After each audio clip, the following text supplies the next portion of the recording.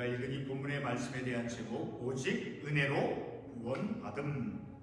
이 제목은 다른 말로 표현하면 요한복음 1장 17절의 말씀에 보게 되면 은혜와 진리는 예수 그리스도로 말미암아 온 것이다 라는 말씀이 있습니다. 자, 그 말씀을 통해서 보게 되면 오직 은혜로 구원받았다라고 하는 그 의미는 또 다른 표현으로 바로 예수 그리스도, 은혜와 진리는 누구에게서로 온다라고, 누구에게서로 말미암다라고 말씀하고 있습니까? 은혜와 진리는 한 쌍이 되어져서 은혜가 바로 예수 그리스도, 진리 곧 예수 그리스도이심을 말씀해 주는 것이죠. 다른 말로 표현하면 오늘 우리가 정한 이 말씀에 대한 제목은 바로 예수 그리스도로 말미암아. 그런데 하나님께서 예수 그리스도를 통해서 우리에게 예수 그리스도를 이 땅에 보내주셔서 그 예수 그리스도를 믿는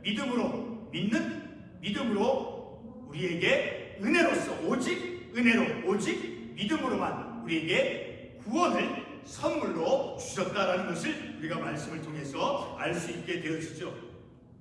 자, 존 칼빈은 우리에게 하나님의 말씀을 통해서 특별히 오늘 우리에게 주어진 본문의 말씀과 같은 인간의 타락에 대해서 아주 단호하게 제시해 준 것이 있습니다. 그것은 바로 우리 인간의 죄성의 특성인 전적 부패라고 하는 것입니다. 물론 존 칼빈이 말한 전적인 부패는 오늘 본문의 말씀이 이미 말씀해 주고 있는 것입니다. 본문의 말씀을 다시 한번 읽어보겠습니다. 여호와께서 사람의 죄악이 세상에 가득함과 그의 마음으로 생각하는 모든 계획이 항상 악할 뿐임을 보시고. 자, 이 구절에서 우리가 볼 수 있는 것이 무엇입니까? 바로 인간의 죄성과 그리고 그로 인한 처참한 상태를 우리가 이 구절의 말씀을 통해서 볼 수 있습니다. 성도 여러분, 이와 같은 상태에서는 무엇만이 필요하겠습니까? 그 인간의 죄성과 인간의 그 처참한 상태 속에서, 다시 말해서 마음으로 생각하는 모든 계획이 항상 악할 뿐이다 라고 하는 그 인간의 현실 속에서 무엇만이 절대로 필요하겠느냐라는 것입니다. 바로 오직 하나님의 은혜만이 필요한 것입니다. 본문과 같은 인간의 비참함 속에서 또한 우리가 반드시 보아야만 하는 것이 무엇이겠습니까? 그것은 바로 우리의 필요가 무엇인가라는 것입니다. 우리에게 필요한 것이 절대적으로 이 세상에서 삶을 살아가면서 우리에게 절대적으로 필요한 것이 무엇인가라는 것입니다. 다시 말해서 우리의 절실한 필요, 그 절대적으로 필요한 아주 절실한 필요를 우리가 말씀을 통해서 볼 수 있어야 한다라는 것입니다.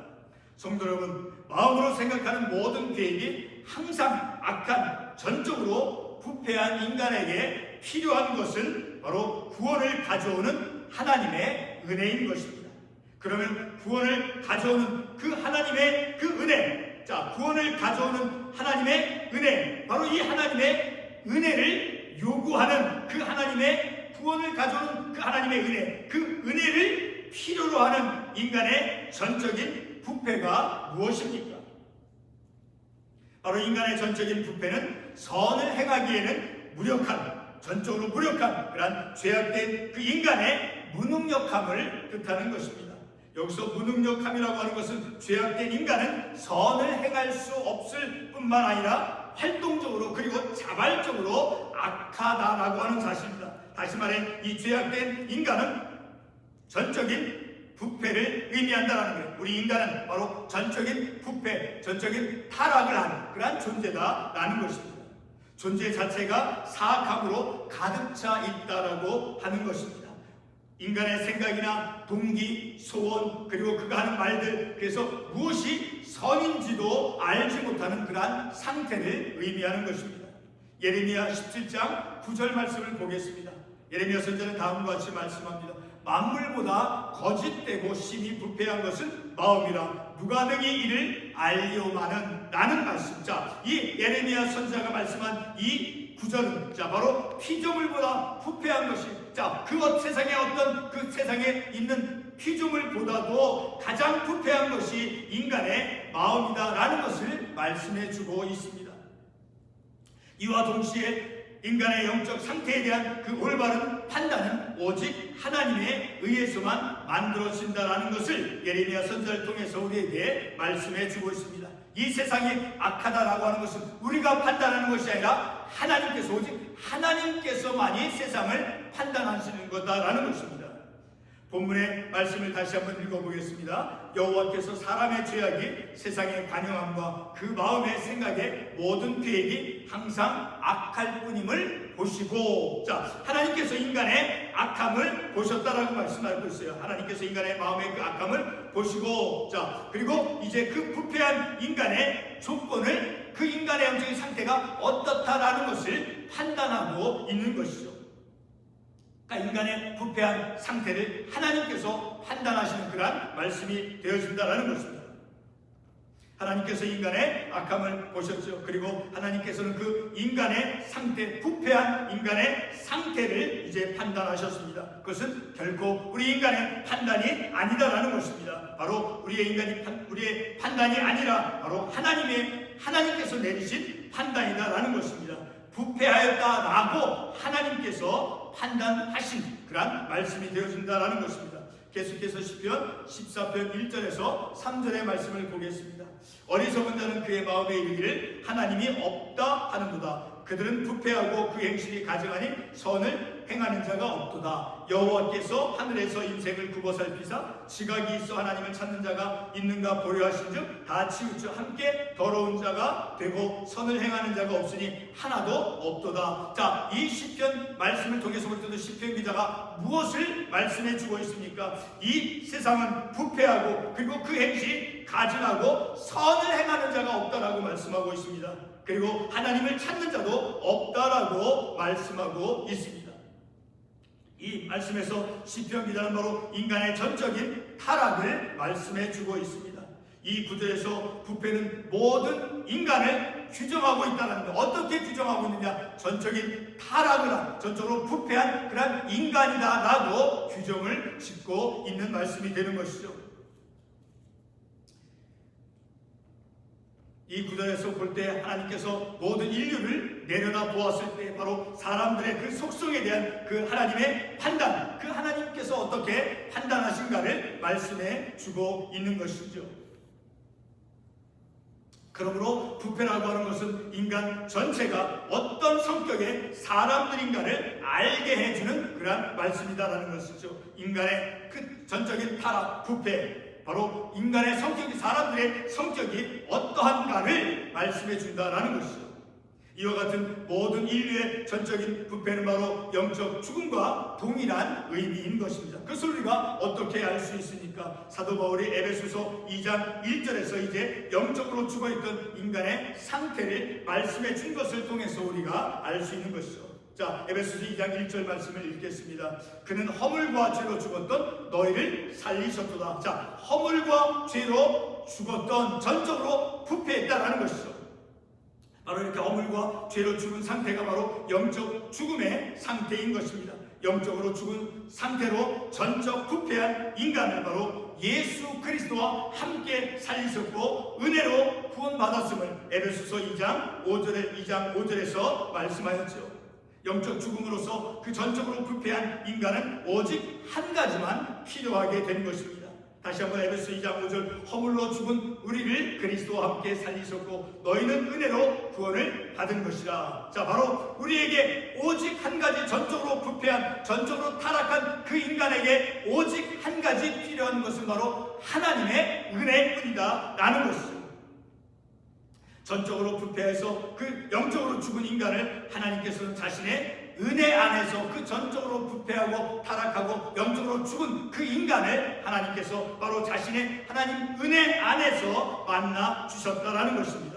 여기서 은혜가 무엇입니까? 바로 헬라어로 카리스라고 하는 그 말이죠. 바로 그것은 신적인 호의, 그리고 어떤 그 즐거움, 행복감, 그것을 이제 확보해주는 그런 의미가 있는 말이죠. 바로 여기서 은혜는 바로 예수 그리스도인 것이죠. 요한복음 1장 17절의 말씀을 제가 언급을 한 것처럼 바로 은혜는 바로 예수 그리스도인 것이죠. 예수 그리스도를 통해서, 예수 그리스도 안에서 우리를 만나 주셨다라는 것입니다. 하나님의 은혜는 법이 아닙니다. 하나님의 필수적 성격인 것입니다. 그 은혜는 바로 받을 자격이 없는 사람에게 주어지는 선물로서 바로 친절한 하나님 아버지의 사랑의 마음인 것입니다. 우리가 법으로 만나면 생명의 회복을 우리가 얻을 수 없죠. 바로 은혜는 하나님의 법이 아니라 하나님 아버지의 그 친절한 신적인 호의, 하나님의 그 사랑, 친절, 우리를 향해 베풀어 주신, 우리가 받을 자격이 없음에도 우리에게 베풀어 주신 그런 하나님의 호의가 은혜가 되어진다는 것이죠. 본문의 말씀 다시 한번 읽습니다. 여호와께서 사람의 죄악이 세상에 가득함과 그의 마음으로 생각하는 모든 계획이 항상 악할 뿐임을 보시고. 자, 우리가 읽은 이 본문의 말씀은 전적으로 희망이 없는 그런 인간의 모습을 보여주고 있습니다. 다시 말해 하나님의 값없는 그 은혜의 역사, 그 은혜의 역사를 제외하고서는 아무런 희망이 없다라는 것을 보여주고 있다는 거예요. 하나님께서 은혜를 베풀어 주지 않고서, 하나님께서 이 땅에 예수 그리스도를 보내주시지 않고서는 전적으로 타락하고 전적으로 무능력하고 선을 행하기에는 전적으로 무능한, 그런 전적으로 부패하고 무능한, 전적으로 타락한 그 부패한 그 인간에게는 오직 하나님의 은혜 아니고서는 결코 희망을 가질 수 없다라는 것입니다. 이와 같은 전적 부패의 조건은 바로 하나님의 값없는 은혜로 우리 자신을 하나님 은혜를 받도록, 자, 하나님의 그 은혜로 우리 자신을 포기하도록 이끌어 준다라니까, 하나님의 은혜를, 주권적인 은혜, 저항할 수 없는 그 은혜를 우리에게 주신다라는 것입니다. 이와 동시에 죄를 향한 참된 해결을 하도록 우리를 이끌어 준다라는 거예요. 무엇이? 하나님의 은혜가 우리에게 주어짐을 통해서 참된 회개, 우리의 죄성이 얼마나 심각하고 위험한가를 깨닫고, 그래서 하나님께 새롭게 순종하며 삶을 살아가도록, 하나님께 나아가도록 하는, 마치 어제 토요 새벽 기도에서 말씀을 참고했듯이 그 아들, 즉 진당한 아들, 그 둘째 아들이 아버지의 것을 다 가지고 세상에 나가서 허랑방탕하게 탕진했을 때 하늘과 아버지에게, 아버지와 하나님과 아버지께 내가 죄를 범하여 싸우매라고 아버지의 집을 향해서 가는, 그것은 참된 회개를 하고 하나님께, 아버지의 말씀에, 하나님의 말씀에 순종하는 삶을 살아가는 것을 결단하는 것을 보여주는 것을 우리가 어제 새벽 기도의 말씀을 통해서 깨달았죠. 이와 같이 하나님의 은혜는 바로 우리가 바로 죄를 향한 그런 참된 회개를 하도록 이끌어 간다라는 것입니다. 이와 같은 하나님의 값없는 은혜는 우리가 저항할 수 없는 하나님의 은혜로서 구원하는 은혜인 것입니다. 하나님의 그 주권적인 은혜만이 우리를 구원하는 것입니다. 결론의 말씀을 드리겠습니다. 우리 인간은 조금만 타락한 것이 아닙니다. 우리 인간은 생각하는 것이 조금만 타락한 것이 아닙니다. 선을 행할 수 있는 어떤 능력도 없는 전적인 타락의 존재인 것입니다. 그러면 어떻게, 무엇으로 구원을 받는 것입니까? 에베소서 2장 4절로 8절 말씀에서 사도 바울은 우리에게 다음과 같은 말씀을 해줍니다. 긍휼에 풍성하신 하나님이 우리를 사랑하신 그 큰 사랑을 인하여 허물로 죽은 우리를 그리스도와 함께 살리셨고 너희가 은혜로 구원을 얻은 것이라. 자, 여기까지 말씀을 보면 하나님께서 어떻다라는 것을 보여주고 있어요. 하나님의 속성이, 하나님의 본질이 긍휼에 풍성하신 하나님이다라고 말씀하고 있어요. 그 긍휼에 풍성하신 하나님이 우리를 향한 전적으로 부패하고 전적으로 타락한 우리를 향한 그 사랑을 인하여 허물로 죄로 죽은, 전적으로 부패하고 전적으로 타락한 우리를 그리스도와 함께 살리셨다라고 말씀하고 있죠. 너희가 은혜로 구원을 얻은 것이라. 우리가 받은 그 구원은 바로 무엇을 통해서 받았다는, 받을 수 없는 자격, 내가 받기에는 아무런 자격이 없지만은 하나님께서 우리를 사랑하시고 우리를 향한 그 긍휼하심이 풍성하심으로 우리에게 선물로 주셨다라는 거예요. 은혜로 구원을 얻은 것이다라고 말씀하고 있죠. 계속해서 7절 말씀을 읽겠습니다. 이는 그리스도 예수 안에서 우리에게 자비하심으로써 그 은혜의 지극히 풍성함을, 자, 이 말씀까지 보게 되면 우리에게 어떤 것을 보여주고 있다라고 말씀하고 있습니까? 자비하심으로써 하나님의 그 자비하심, 불쌍히 여기시는, 그리고 은혜의 지극히 풍성, 그 은혜가 우리가 측량할 수 없다는 지극히 풍성한 그 은혜 은혜로 말미암아 우리가 구원을 받았다라는 것입니다. 계속해서 읽겠습니다. 이는 그리스도 예수 안에서 우리에게 자비하심으로써 그 은혜의 지극히 풍성함을 오는 여러 세대에 나타내려 하십니다. 너희가 그 은혜를 인하여 믿음으로 말미암아 구원을 얻었나니 이것이 너희에게서 난 것이 아니요 하나님의 선물이라. 그 은혜로 인하여, 분명히 말씀하고 있죠. 그 은혜로 인하여 믿음으로 말미암아 구원을 받은 것인데, 그것은 바로 너희에게서 우리가 선한 것이 있어서, 우리가 어떤 공덕이 있어서 구원을 받은 것이 아니라 오직 은혜로서, 전적인 하나님의 은혜로서 믿음으로 구원을 그것도 선물로 받았다라고 분명히 말씀해 주고 있죠.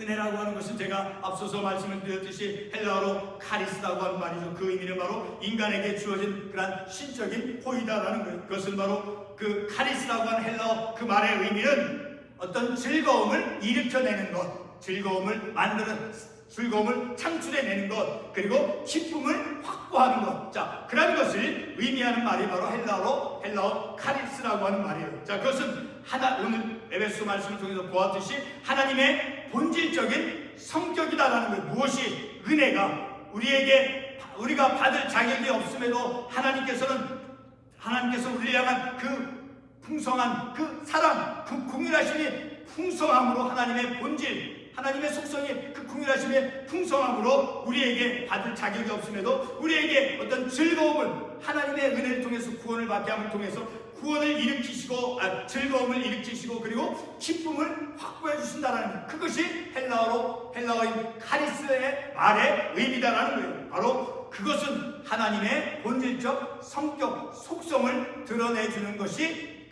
은혜다라는 거예요. 카리스. 그 카리스로, 그 은혜로 말미암아 우리가 구원을 받았다라고 성경은, 특별히 사도 바울은 우리에게 말씀을 해주고 있습니다. 다시 말해서 예수 그리스도로 말미암아, 은혜와 진리는 누구로부터 말미암다라고 요한복음 1장 17절에서 말씀하고 있습니까? 예수 그리스도로 말미암아 바로 우리가 구원의 은혜, 자, 바로 구원받는, 자, 우리에게 구원의 선물을 주신 것은 바로 무엇으로 말미암아? 하나님의 은혜. 바로 그 예수 그리스도는 인격화된 하나님의 은혜를 드러내주는 것이 예수 그리스도이다라는 거예요. 예수 그리스도는 바로 하나님의 인격화된 그 은혜, 인격화된 하나님의 은혜를 드러내주는 것이 예수 그리스도라는 거예요. 그러니까 예수 그리스도가 은혜다라는 것을 우리가 말씀을 통해서 깨달은 것처럼, 바로 예수 그리스도로 말미암아, 은혜로 말미암아 우리가 구원을 받았다라는 거예요. 결코 우리에게서 난 것이 아니므로 우리를 향한 그 사랑과 그 불쌍히 여겨주시는 그것이 풍성하여서 그 사랑으로 말미암아 우리가 그 큰 구원의 선물을 받았다라는 거예요.